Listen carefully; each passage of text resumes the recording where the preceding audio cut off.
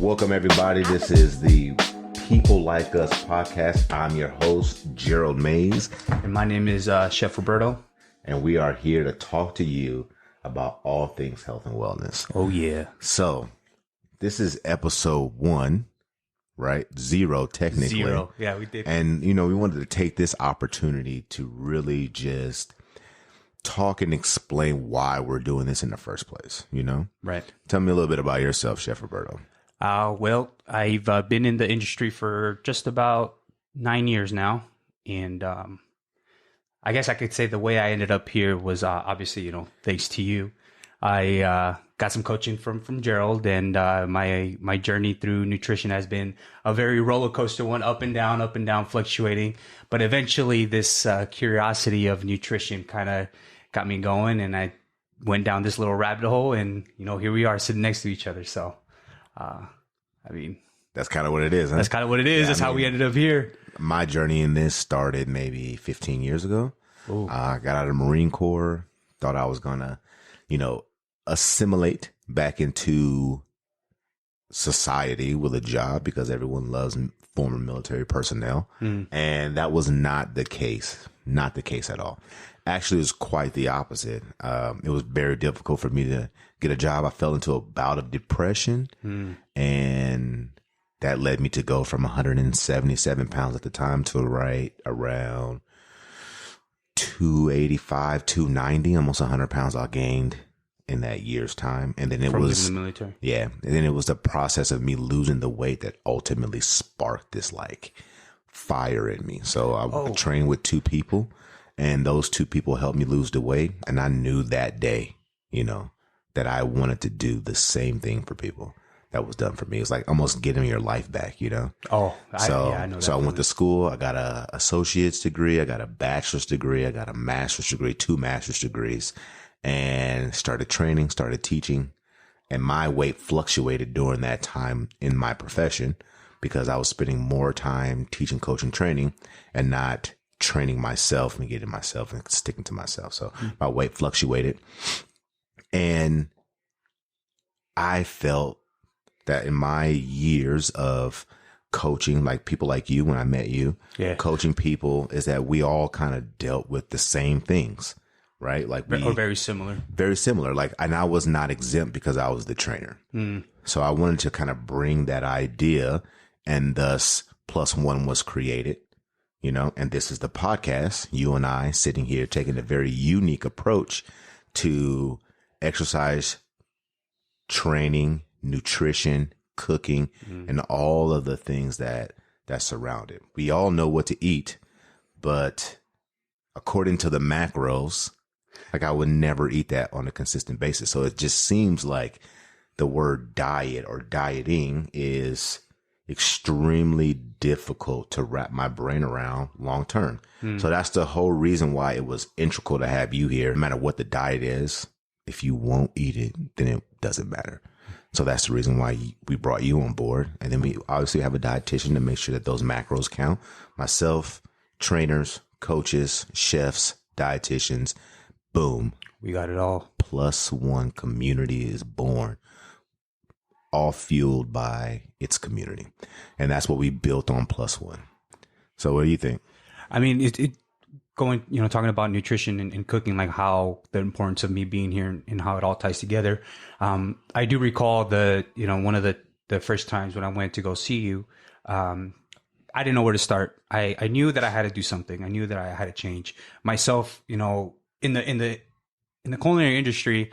As a chef, it's very hard sometimes to take care of yourself if you're really, really dedicated to the craft, because in that setting, it's almost like, if you work a regular 8-hour shift, you're kind of considered you're just like a line cook, not really dedicated to the craft.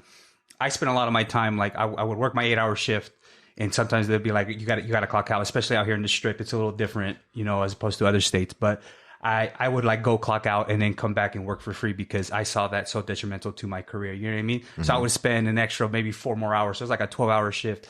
And after a 12-hour shift, you're like, oh man, it was brutal.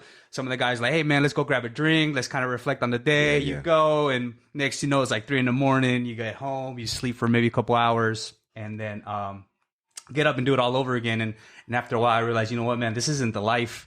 And with all that going, like obviously not sleeping well, eating very poorly, drinking a lot, definitely had a big effect on my body. I believe when I went to come see you, I was actually up there like 280-ish. Actually, Yeah, I think that was my heaviest I've ever been. And yeah, you told me, I came in, I'm like, you know, I'm just trying to be a little healthier, you know, kind of show me how to eat and whatnot. I remember you gave me a little infographic, kind of divide your plate like this.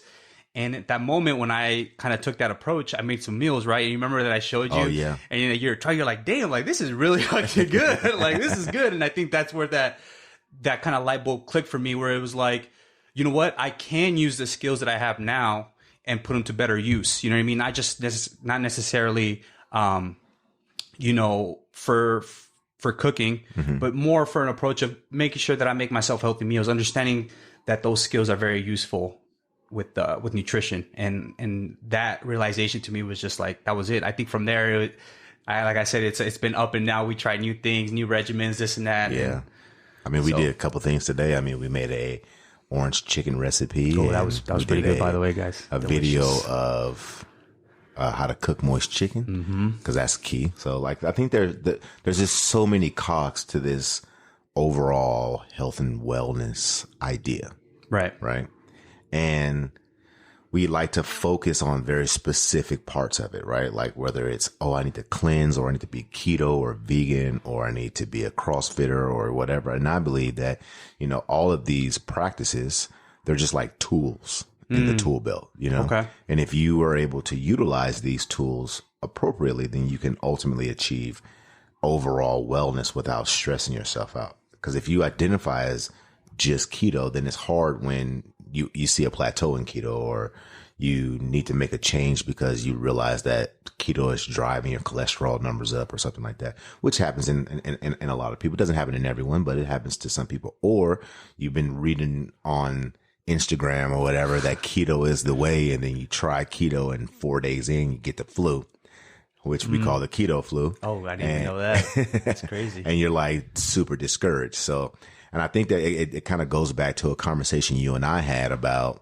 you know, learning more. Like the more you know, the better cook. I think that's what you said, right? Oh, yeah. The more you know, the better cook you can be. So if you know how to sharpen a knife, and you know how to tend to your tools, and they're always prepped, then it makes for easier chopping and easier prep time and things like that. If you know how to cook rice properly, if you know how to do some of the small things, then when it's come time to put a meal together, then it becomes super easy to do. Right. And I think that's the same approach that I take with exercise.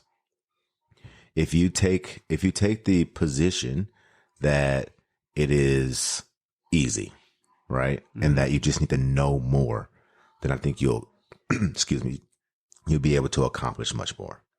You know what I mean?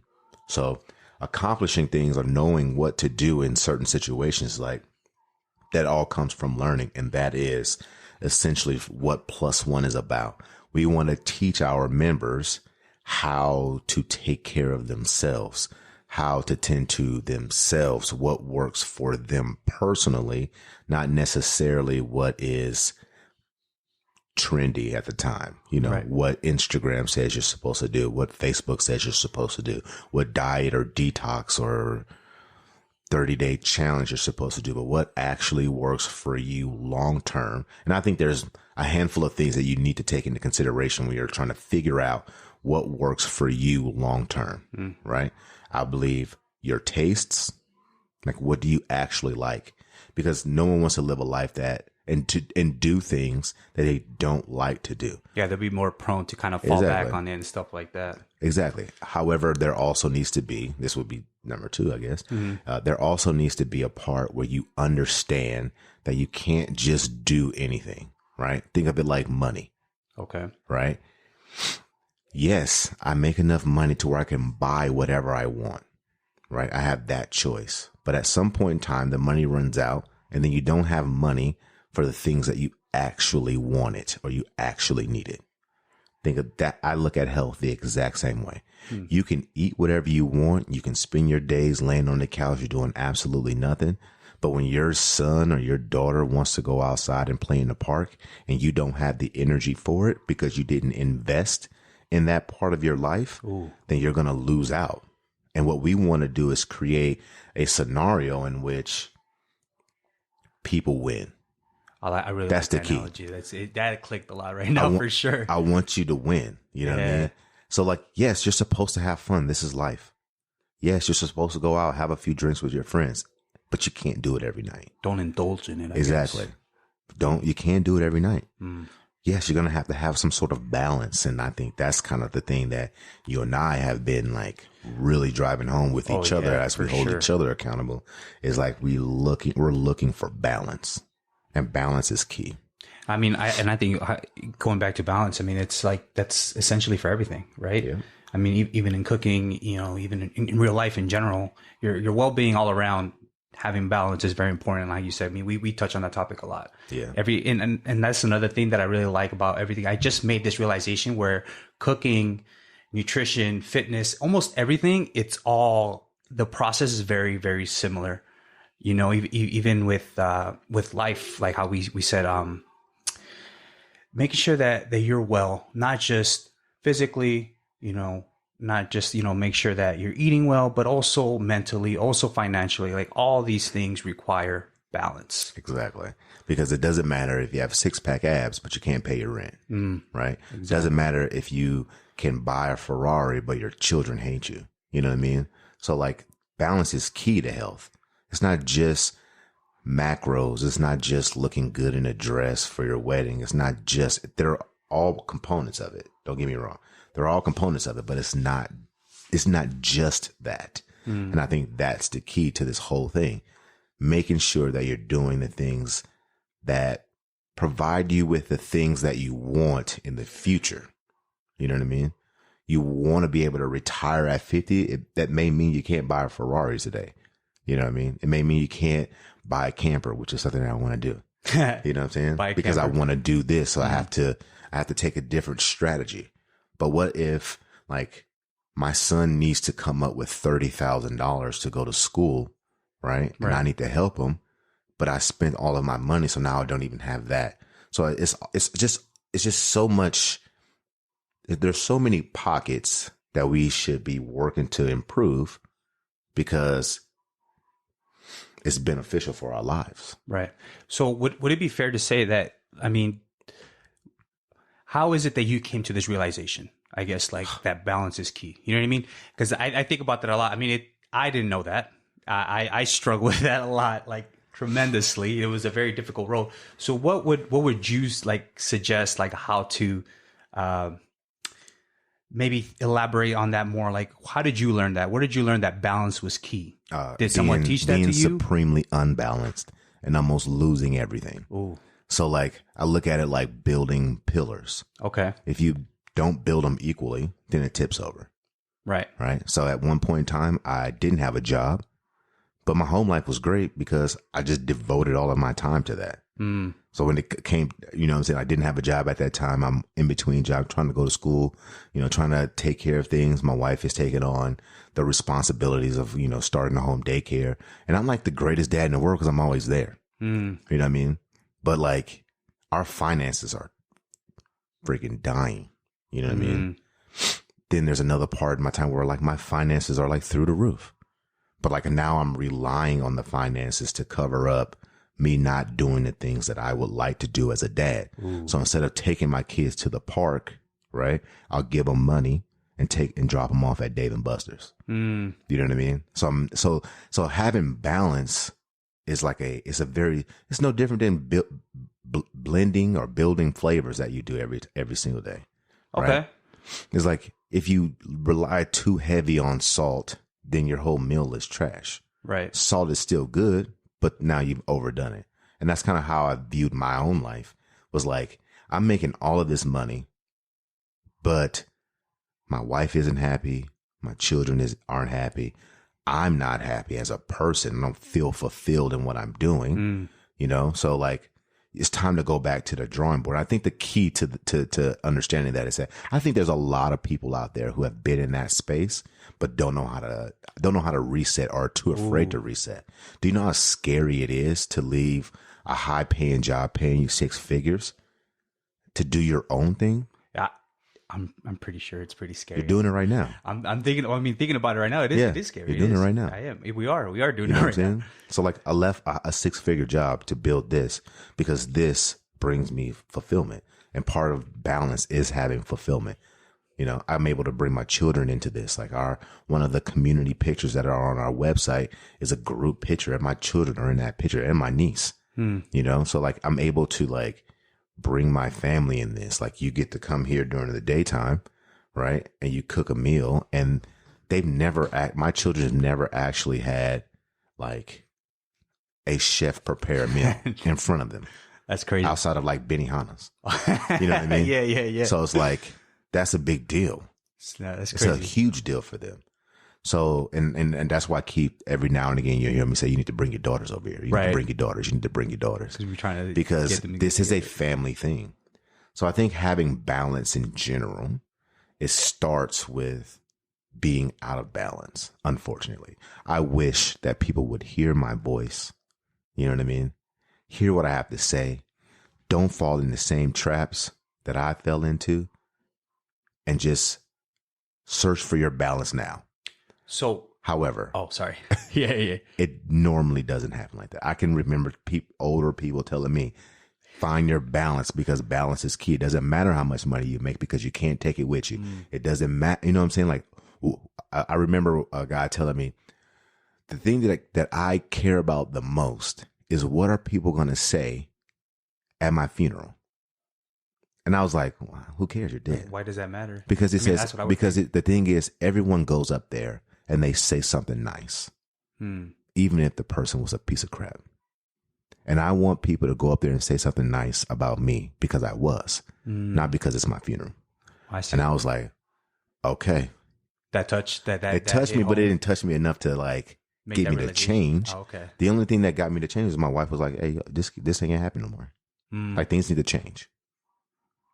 Now, I know we touched on the topic. I was like, as to like why people find it scary to leave a 6-figure job to start something they really, want to do.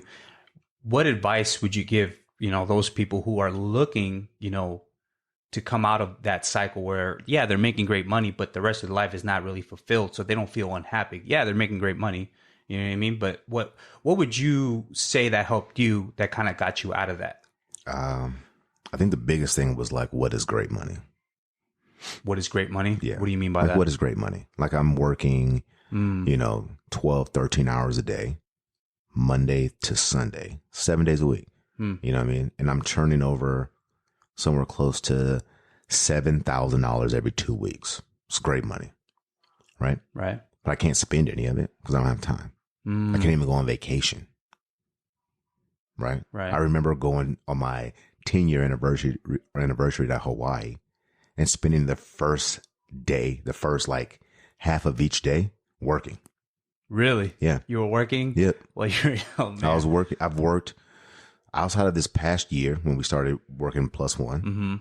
I've worked every single day for 5 years.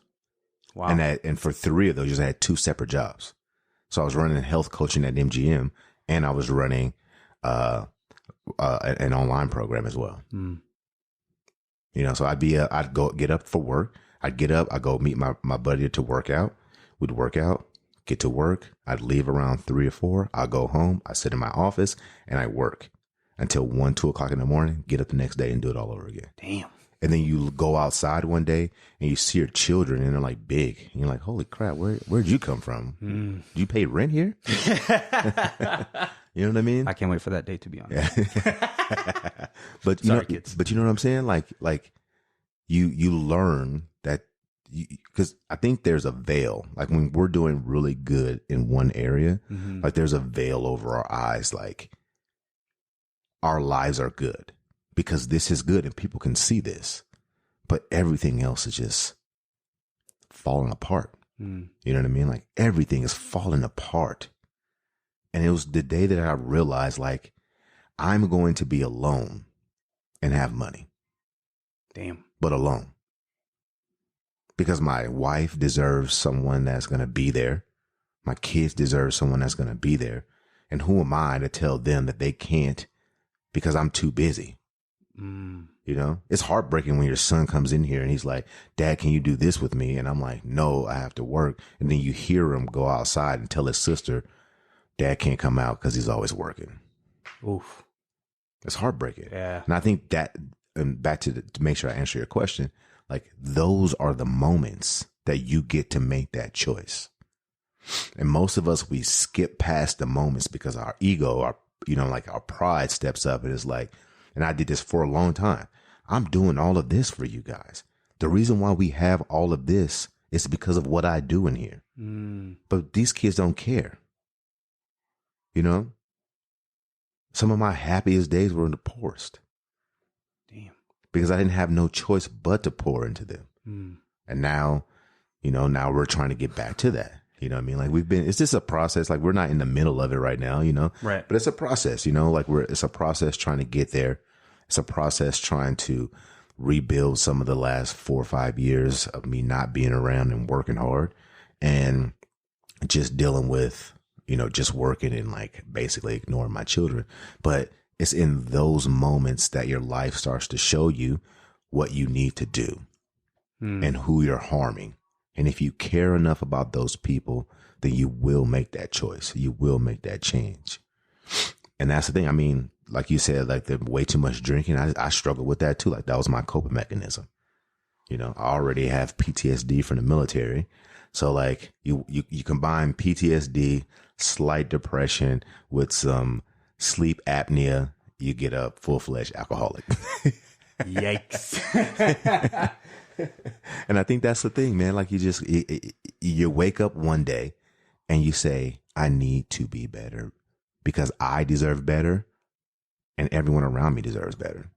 I could definitely, I feel that on that. What I could say for myself, it was almost similar to, you know, like hearing your kids, you know, say that dad works too much. You know, I co-parent. So, you know, I have my kids on the weekends, you know, obviously, you know, communicate a lot with the mother of my children and all. But there would be some times where, you know, my career was always put first in front of them. You know, when I got promoted to a sous chef at Joe Roberto, to me, it was like, oh my gosh, you know, this is a dream come true. You know, all my life, it was just like cooking. I love it so much. You know, I want to be the greatest chef in the world. But, you know, touching back on balance, that was my dream, you know, was just being a chef. And I put being a chef over being a father first. Oh. And, yeah, that was just the recipe for, I guess, you know, disaster. I realized that since I only have my kids on the weekends, you know, so there'd be some weekends I was off like Wednesdays, Thursdays, and sometimes the chef would be like, hey, you know what, so-and-so said that they're not coming in. We need someone to come in. And I'm like, well, you know, I took a position as a leader, so I gotta lead. Yeah. And there'd be some weeks where I'd call my kids and just be like, hey, you know what, dad has to work. I won't be able to pick you guys up this weekend. And after a while I was doing that, you know, one day I think we went to go get out. We took to get ice cream, I believe. And I told my little daughter, Sophia, I was like, hey, you want to get your favorite ice cream, strawberry? She's like, oh, that's not my favorite flavor. Like, who told you that? And I'm like, dude, that's always been your favorite flavor. Like, since I remember you were little, but realizing that, like, dude, I don't know my kids. Like, I don't know their likes. You know what I mean? Like, I don't know their favorite movies, their favorite color. Like, to me, I was like, whoa, like, I don't know that. And they're my kids, you know? And I think for me at that moment is when I was like, all right, something's got to change. Oh, yeah. Something's definitely got to change. I think that whole talking about balance, you know, I think that little realization I made there, I didn't know what it was, but I knew that something had to change. Yeah. And it is the scariest thing in the world. Change is scary. Trying to change is literally the scariest thing. Yeah. It's not an easy thing. No. I mean, you struggled. I've struggled. I could personally say I've struggled a lot. But I believe it is something definitely well worth it. Yeah, sure. It's a work in progress. I'm still working on it. I'm still trying to get better. You know, like I would have, like 5 years ago, like I knew that +1 was always something. It was always in the back of my mind, like not necessarily named +1, but it was always in the back of my mind. You know what I mean? 5-7 years ago, I was not mentally ready to do what I'm doing right now. You know, I just wasn't ready to take on that responsibility. And I think now, like that, now I'm getting there, you know, to take on a responsibility, not of just the community that we built, but the employees, the people who work with us, you know, like I have to always be looking out for them as well, and not just me. And that's kind of more of a fatherly, not saying that I'm everyone's father, but like it's more of a maternal role. You know what I mean? Like a protector of the castle. Okay. You know, it's like, and there's a deep care that goes into that. Like there's a deep care that I have for the members of our community. There's a deep care that I have for you. Right. And your outlook. I don't, you know, like I have a care for, you know, Crystal, our dietitian, and Ben, our head coach. You know, like I have a deep care for the things that they want to accomplish in life. You know? And I think that's the key. Wow. You know what I mean? Yeah. It's the key to this whole thing. So like to wrap it up, it got really heavy, right? Like I didn't know, we wasn't expecting for this to happen like this, but we went with it. It did. And this is what happened. So I think the key is don't be afraid to make those hard changes to improve the life, because you only get one of them. Exactly. You know? And I think that definitely hit hard home too. You only get one. You only get one. This is it. You don't get a retry. You don't get a reset. Nothing. Forgive my French, but don't live that shit shitty. You know what I mean? I like that. Don't live a shitty life. Yeah. You have the choice today to make it however you want. So I would empower everybody out here, either watching this on YouTube or listen to this on all of the streaming platforms. Choose today to make the life that you want to live for the rest of your life. Ooh. Choose it, because today is your choice. I like that. That's a good way. And we'll end on that note. So we thank you for listening to episode number 1, technically 0, of the People Like Us podcast, because what we talked about today is exactly what our podcast is about. People like us dealing with the same issues that we deal with, and we're no different because we got degrees or we do whatever, right? We're the same. At the end of the day, we're all humans. We built this program and this community for people like us, which is you. So we'll catch you on the next episode of the People Like Us podcast. I'm Gerald Mays. And I'm Roberto Higuera. And you guys take care.